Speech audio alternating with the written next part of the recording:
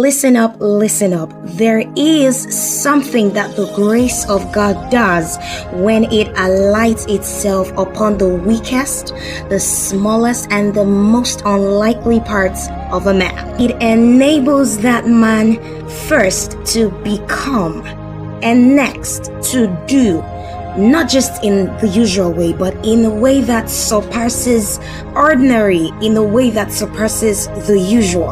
And yes, in a way that even demeans that man's smallness, weaknesses, and those unlikely parts of his life and even history.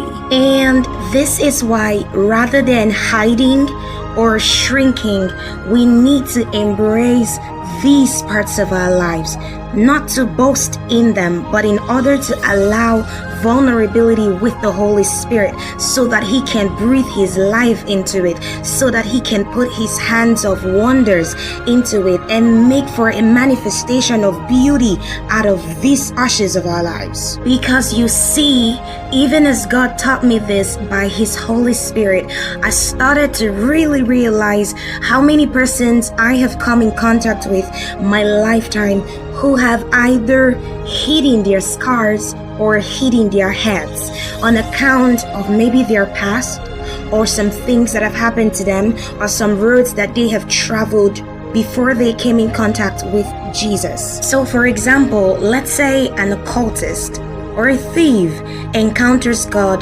through Jesus, even by the Holy Spirit. So he becomes saved, right? Yes. Now, however, if that person does not understand the grace of God, he will do one of these two things that God was teaching me by His Holy Spirit.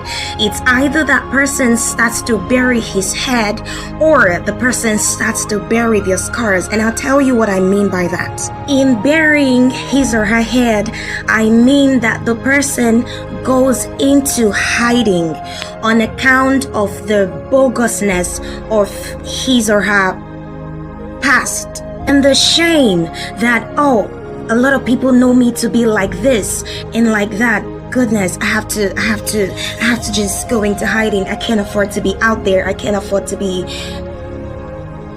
excuse me. And at the same time, in burying his or her scars, I mean that he or she starts to live a false life, a life that depicts, I have no scars, oh, I'm perfect, I've got a clean slate, nobody knows I did this, nobody knows I did that. And I'm not saying that as soon as God calls you into grace, you need to take a megaphone or a mic